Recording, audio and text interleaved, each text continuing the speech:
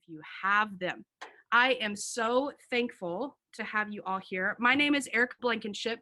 We've got a fun mix of people today. We've got some people that I've known for a little while now. We've served with them. We've worked with their church. We're really excited that you're here and joining us and just kind of getting a fresh touch saying, you know what, I want to spend the first day of National Adoption Day with my favorite people, right? Because we're your favorite backyard orphans. Yes, I'm assuming that because you're here.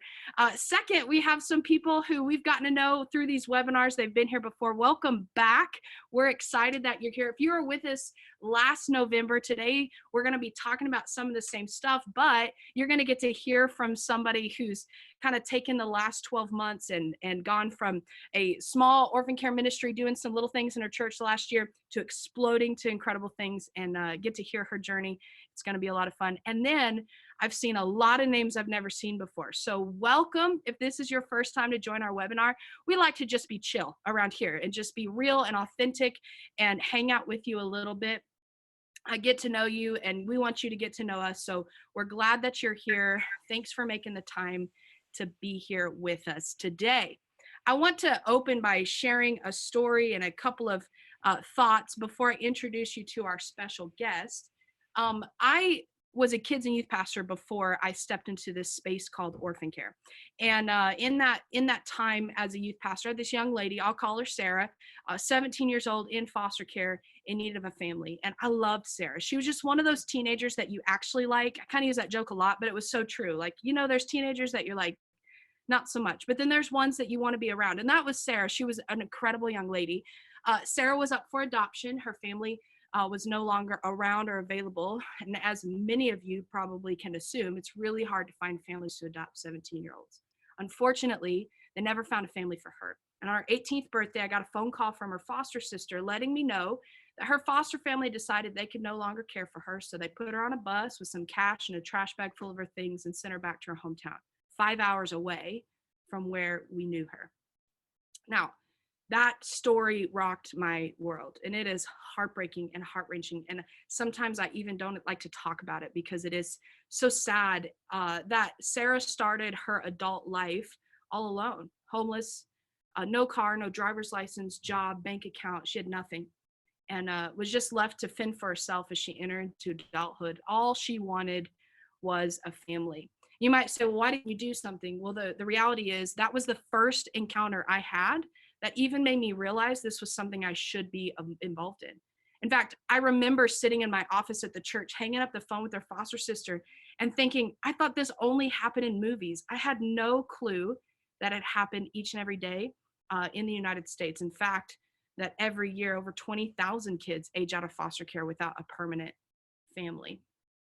So God started to take me on a journey to learn a little bit more about this space and to discover a little bit more and to challenge myself and my thinking, my theology, and to understand, eventually I would come to a place to understand that I had to do something, not just because the need was so great, but because I was called as a believer, as a Christian, to get involved. Today, you've joined us for a webinar called Orphan Care, Starting from Scratch. And that's exactly the place I was in about 7 years ago, just starting from scratch. I got no idea what I'm doing. But I know I have to do something. And we started a journey that eventually led me to join this team, Backyard Orphans.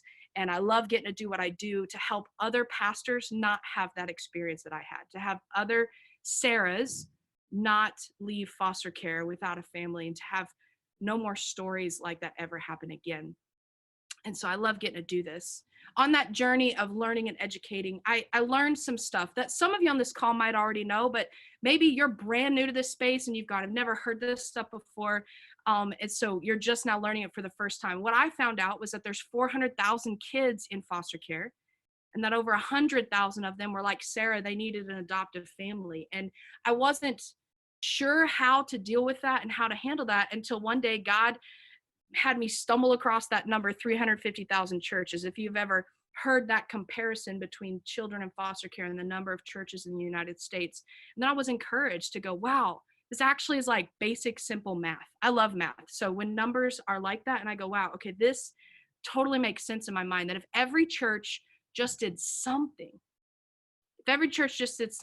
we could radically change the future for a whole lot of students all over America and even around the world. So God would take me even deeper, and I would start to study and learn more and more about the system. I would learn that kids who age out of the foster care system end up in horrific situations, that statistics tell us what could happen to a child if they don't find a permanent family before they age out of the system. Statistics like 82% of kids who are trafficked in the United States have spent time in foster care. Statistics that tell us that states set the number of beds they're going to need in prison according to the number of kids that are in their foster care system, because they understand how many kids are going to go from one government system to another one.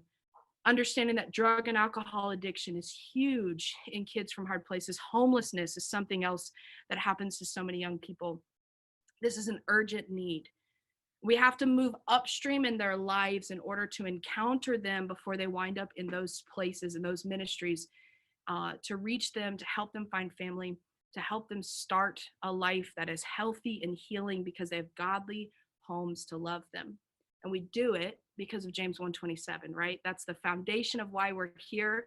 And I love just reminding myself of how important that verse really is, James 1:27, that religion that God our Father says is pure and faultless. It's literally saying putting feet to your faith or walking out your Christianity is doing this thing I'm about to say. That's what the writer there in James 1 is saying. And he says to care for orphans and widows in their distress and to keep oneself unpolluted by the world. He's challenging us that walking out our faith is looking for the lonely and meeting their need. It's looking for the lonely and meeting their need. And that's what we're called to. If you're a pastor here today, I hope you're thinking about how to get things going in your church. If you're a lay person in your church going, man, I don't know how to get things going, but I know I have to do something. We hope that we can empower you and give you tools today to say, hey, when you understand what James 1:27 is and you begin to preach it yourself to those you're around, you can inspire people to get involved. Not everyone can foster or adopt, but everyone can do something. The reality is, we have outsourced the foster care issue to government. We love government. We love child welfare. We love child placing agencies. We love the ministries out there that are serving kids from hard places. But the reality is it's not enough. There's still kids that need us. And it's our job to get right up in that mess and say, we're going to come alongside child welfare. We're going to come alongside child placing agencies. We're going to come alongside foster families, adoptive families, biological families to help kids make sure they find love and care and family. So with that said, I want to introduce you to a friend of mine who has a church that's been doing incredible things for orphan care for a few years now. But over this last year, they've been taking even greater steps to do even greater things. So today I've got my friend Rachel Hosterman, who's from Evangel Church in Kansas City. She is their orphan care point person. So anytime we come alongside a church and serve them, we challenge pastors to find one person in their church who could lead the charge and kind of head this thing. We call it the orphan care point person. That's what Rachel does there at Evangel Church in Kansas City. Next Sunday, so a week from this Sunday, November 10th, they're actually going to be kicking off this huge thing for Evangel Orphan Care. So I'm going to let her share. We're going to talk back and forth a little bit. But Rachel, why don't you jump on here, say hi to everybody. Tell us a little bit about yourself and how you personally got involved in this space called orphan care. Hello, like-hearted friends. I'm Rachel. Hello. We started our journey personally for our family 17 years ago, and we became foster parents, and we never had the dream of adoption. Like we have all this space in our house. We love kids. Why not? So we said yes to foster care. And then through that process, we actually ended up adopting 4 kids. And that is how God has knit our family together. So here we are 15 years later, 4 kids. And I was always the person, I never said no. They would call, I'd be like, yes, I will take a kid. And my husband, as wise as he is, at one point said, Rachel, we can't say yes anymore because we have these kids that need our 100% attention, because we have some unique needs within our family. So we stepped back, but we were like, how can we still be an active part of what God needs to do in these lives? And that's where the church came in. That's really great. That's really great. I always think that it's a beautiful thing when families go from personally on the battlefield to like now we're going to take it a step further and help the next family do something great for the next kid. So kudos to that. I love your family. I love what you're doing.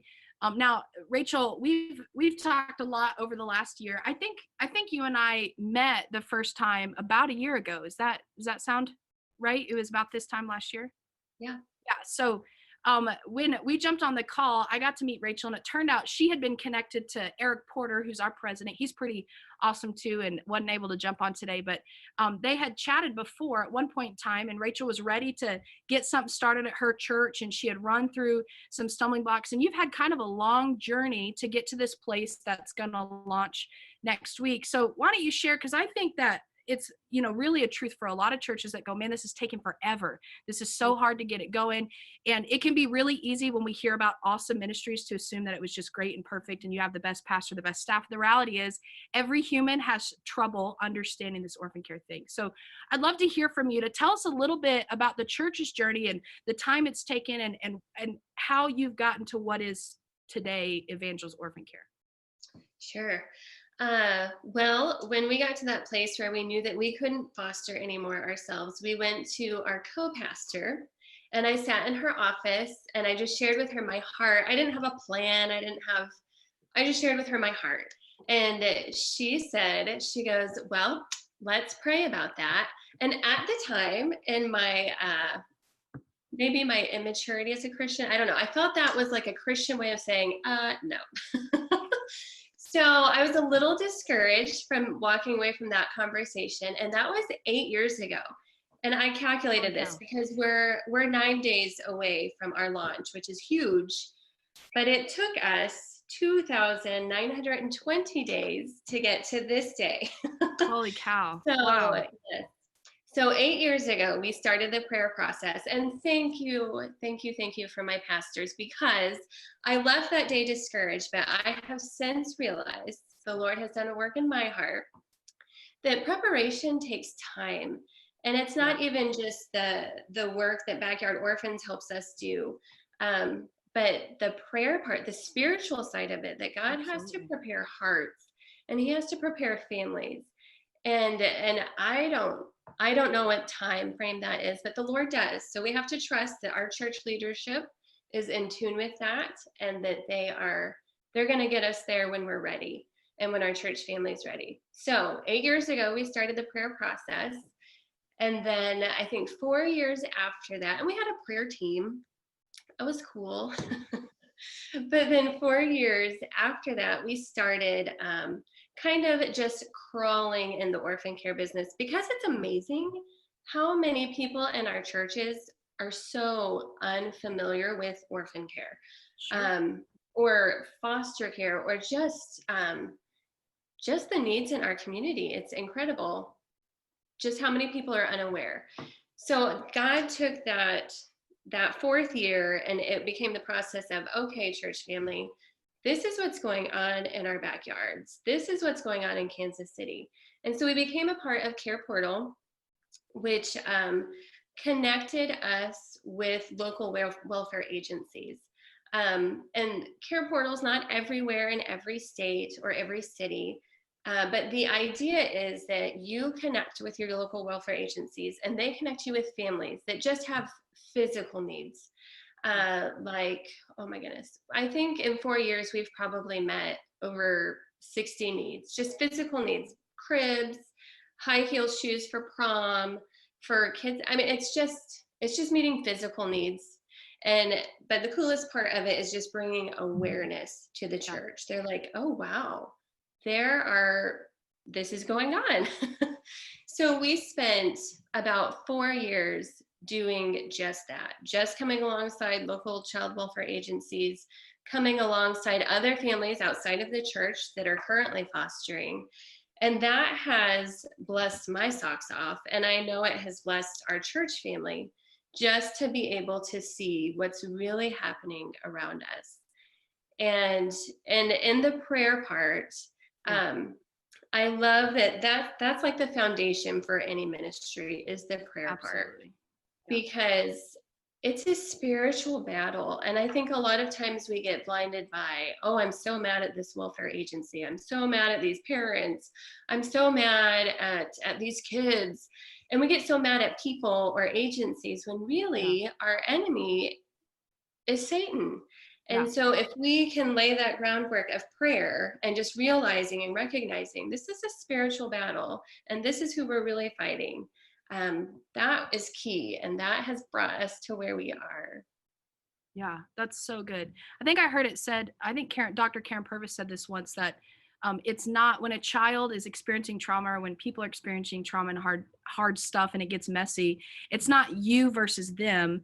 It's you together versus that trauma. It's you together versus the brokenness. And I love that beautiful picture, because it's what sets us up to go, no ministry can start without bathing it first in prayer. And we can't take lightly the importance and the value of just praying together.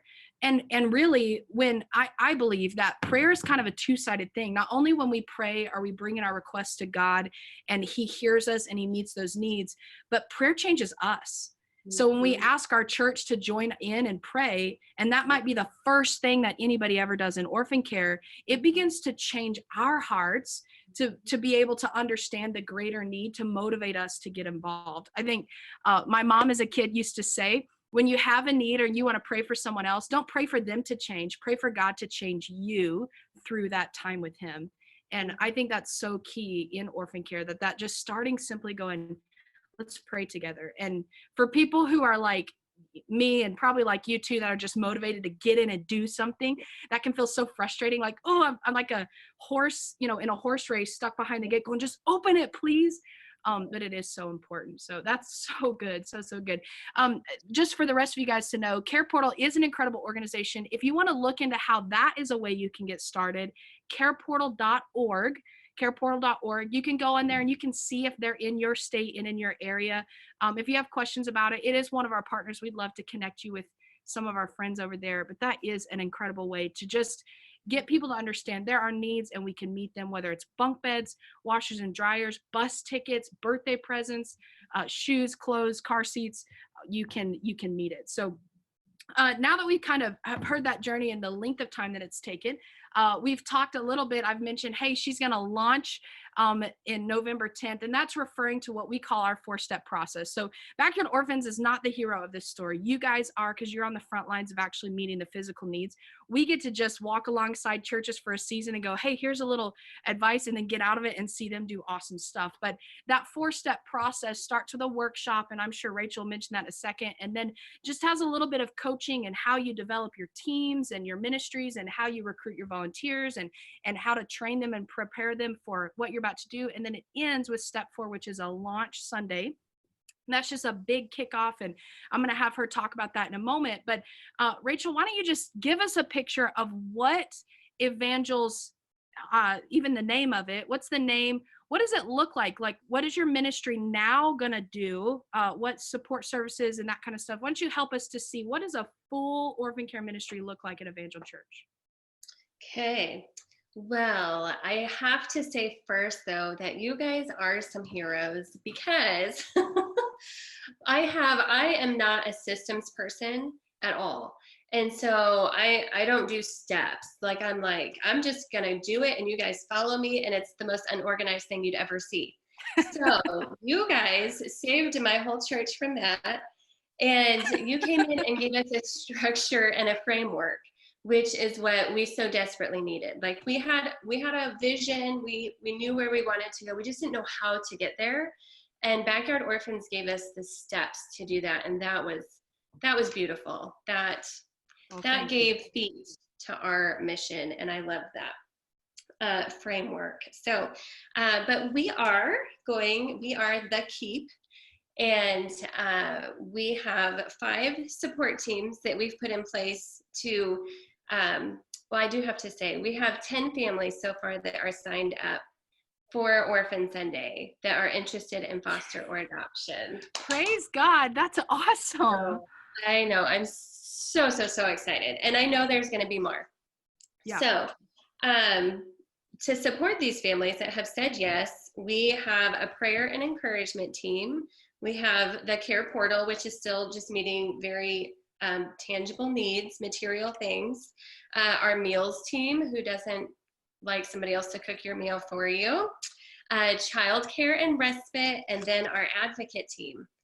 Just somebody that'll walk beside you every step of the way and say, this is probably what your next step is going to look like. Yeah. And if not, that's okay, because we're still moving along.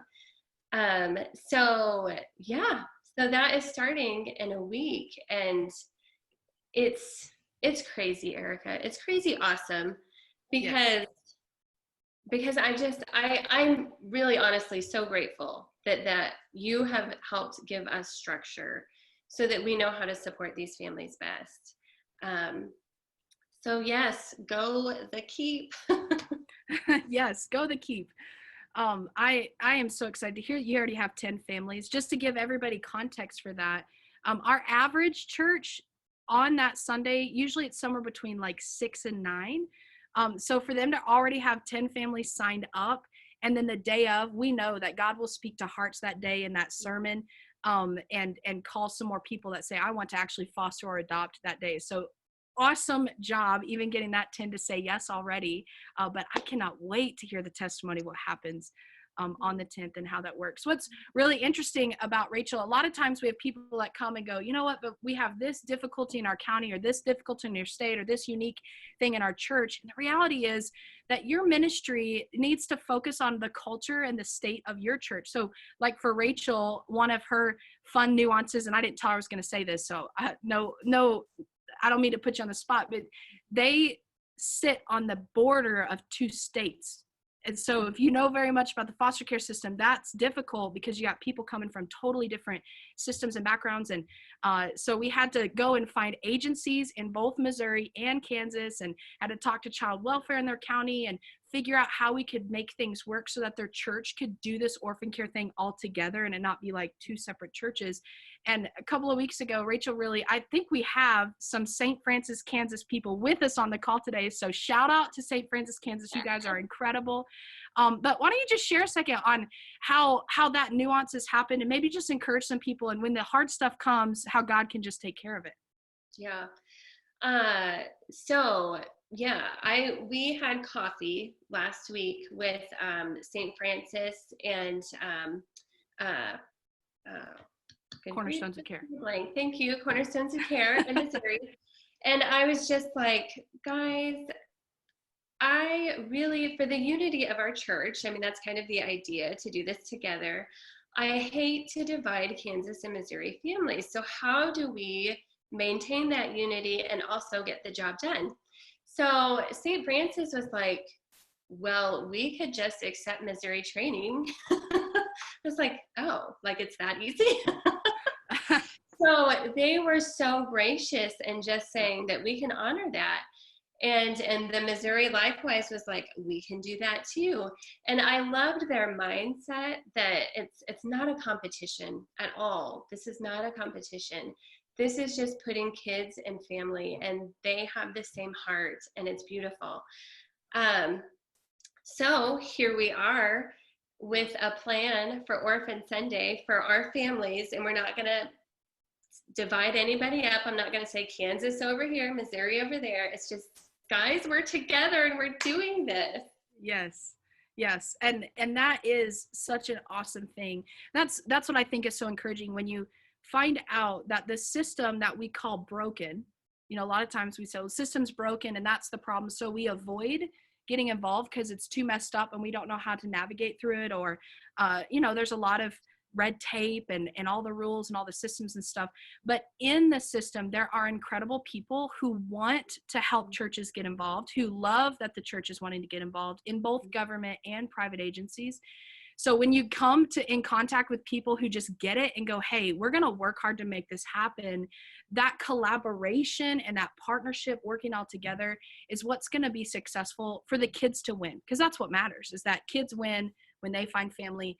And we can work a little harder to collaborate together like that. So shout out to those team members that are on the call. We love you. We are so thankful for you, and love to use you as examples in other places to go, hey, we can do this again and again. So kind of last question here. And then after Rachel shares this, we're going to open it up at the end here for you guys if you have questions. So remember, just pull up your chat feature.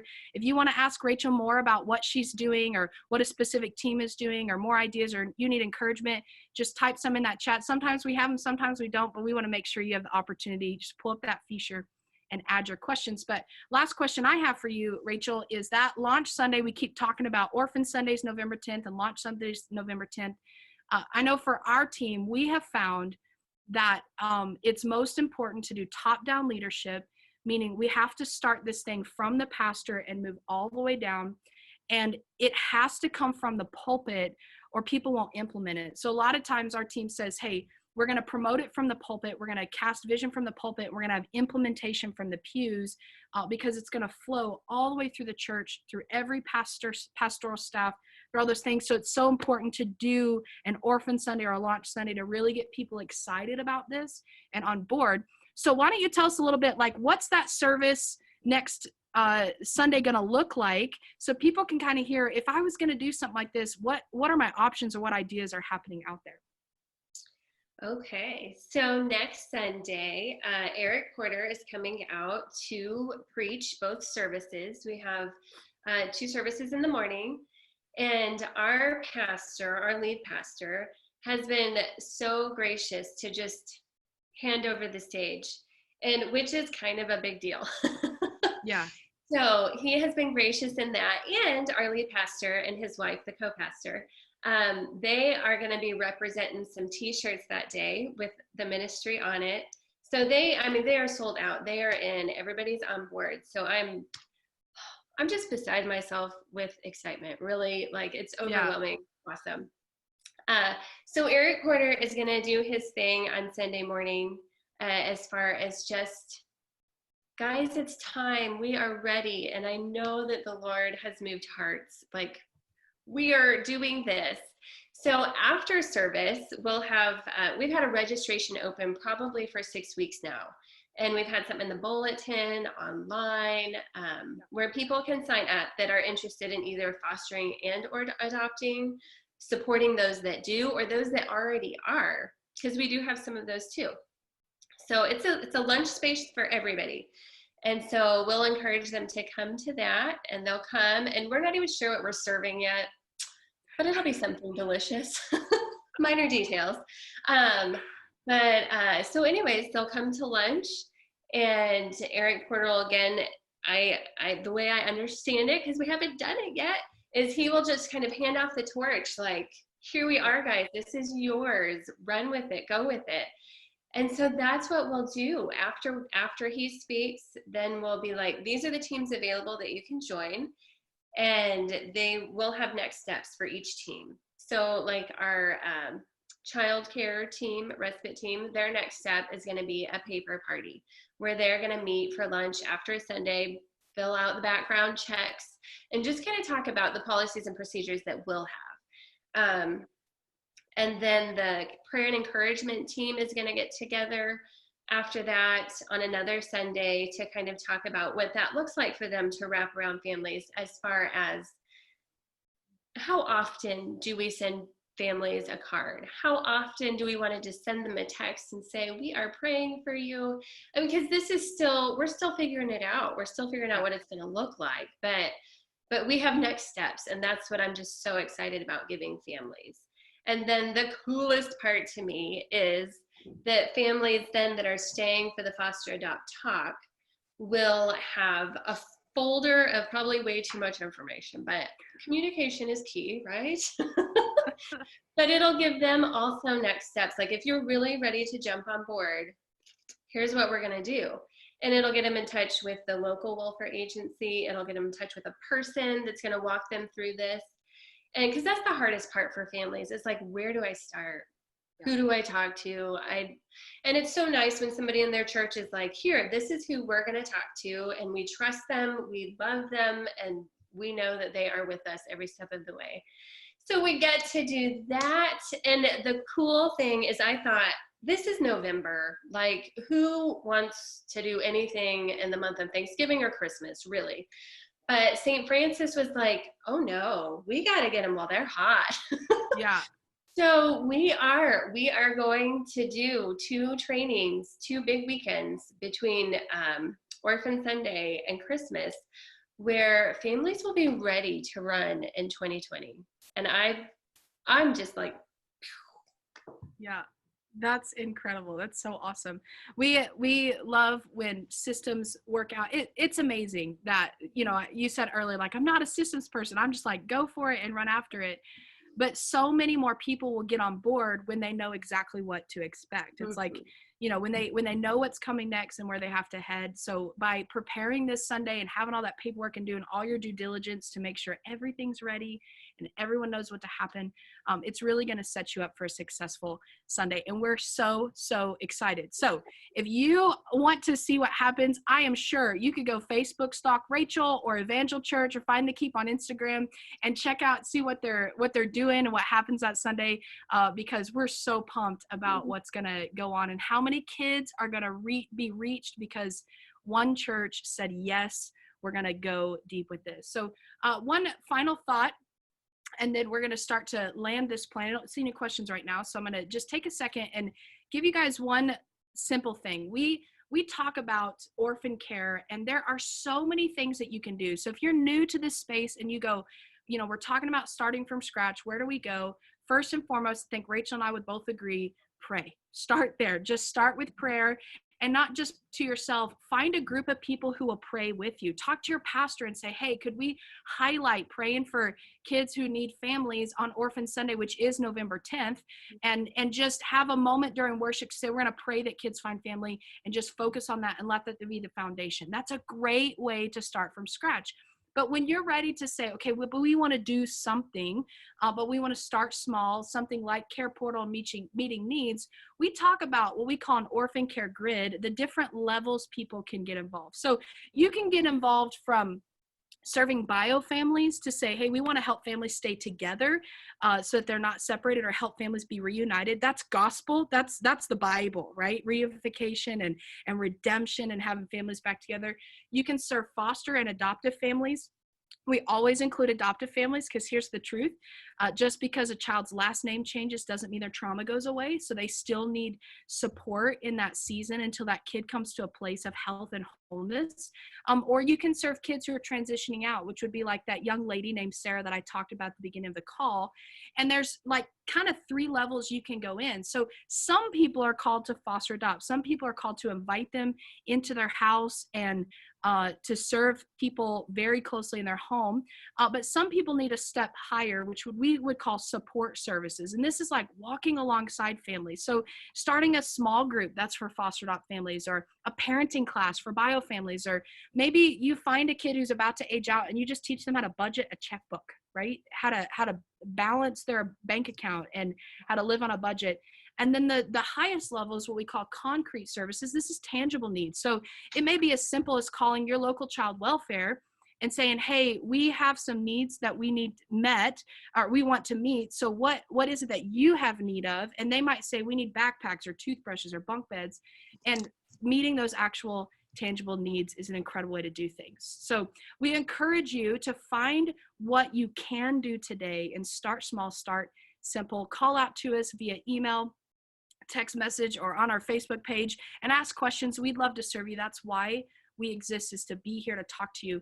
If you want to talk more about how to start an orphan care ministry like what Rachel's talking about in your church, you can simply go to nextsteps.backyardorphans.org, nextsteps.backyardorphans.org. It'll sign you up to have a 30-minute one-on-one video chat with myself or someone from our team to talk more specifically about your church and its needs. Rachel, I see a question came in, so maybe you can answer that. It says, hi, Rachel, about how many people were on board with the ministry from the beginning? That's a great question. Yeah. And then she says, how many people attended that first step workshop with Backyard Orphans? Maybe you could answer both those questions for her. So in the beginning, when we started prayer, it was probably just about 10 people that started praying with us. And then a few years later, when we started bringing awareness to the community just by meeting needs, We probably had a team of people, and it was like a sign up at the church. Like, if you want to meet needs, we'll send you an email. So we really had probably about 100 people that were receiving emails. Of those 100 people, like maybe 10 were like regular responders. But then by the time that we got to the Backyard Orphans workshop a year ago, all of the staff was on board. The pastor, co-pastor were there. And then I had just invited people that I saw as being leaders of our different teams. And so we probably had, Erica, I'm bad with numbers. Were there maybe 30 people there? Yeah, there were 30 people for part of it. Okay. And then I think they came for some awareness stuff. And then we got into like the logistics and building. I think we got down to like 10 people that were really a part of that core team. Yeah, so that's probably about what that workshop is. Just so you guys know, every church size is a little bit different. Every church culture is a little different. So for us, when we do a workshop, we say your lead pastor should be there. Your orphan care point person, whoever's going to be in charge, should be there. And as many staff pastors as possible, especially your kids or youth person, should be around because they're going to learn a lot about what's going to go on in their ministry. And then, like Rachel said, is those key people you feel like are going to be a part of like the leadership of this ministry, them to be in the room. We've had churches that had 6 people come. We've had churches that have had 30 or 40 people come. It's just dependent on what works best for your church. The size, the demographics, the culture, those kind of things. So that's a great question. Glad you asked it, Jessica. As we land the plane here, I want to give you one last thing. We love to give presents. We love to give gifts. And last year we made a resource that we loved so much, but we didn't get it in very many hands just because it was so new in time, called 12 Days of Encouragement for Foster Adopt Families. It's a Christmas resource, and it's one simple thing you can do. And all it is you print it off. They come in size of a postcard, you cut them up, and it's 12 days that you mail it to a foster adopt family. It's super special. I hope at minimum you'll read them. They are letters from different people that are in foster care lives. So it might say, Dear foster mom from bio parent, dear foster mom from child welfare worker, dear foster mom from your church. And it's just a way to let families know that they're seen and that they're valued and appreciated. We used that a few times last year, and it was an emotional thing for a lot of families, but so encouraging to them to know that somebody notices and is paying attention to what God has called them to be. That's going to come in a follow-up email. I think it's going to hit your inbox right at noon. So be watching out for that. Download that resource. But if you use it, please, please, please, all we ask is email us what happened. We want to hear your testimonies. We want to hear how you used it, if you used all of it, because we're always trying to grow and be better, but we want to be able to celebrate with you when God uses it to encourage a family for you. I am so thankful for Rachel being on the call today. Rachel, you've got so much going on right now, and thank you so much for making the time to join us and to share your heart with the crew that's with us today. Hopefully we encourage some people to get started and get going and to see where they can head. We're so excited about the 10th. We're praying with you. We champion you. To everybody else, thank you so much for making the time to be with us. I know it's hard to find that 45-minute space to even just pause and go, hey, I want to learn some things. So thanks for being here. There'll be a recorded version of this on YouTube in a couple of days. There'll be an email to you. Like I said, if you want to keep the conversation going, nextsteps.backyardorphans.org, nextsteps.backyardorphans.org. We would love to talk with you about how God can use your church specifically in your county, anywhere in the United States. That's what we're about. So thank you so much. We hope you have a great rest of your day. Happy National Adoption Month. Do something to celebrate this month, and we'll talk to you guys next time in a few months. Thanks so much. You guys have a great day.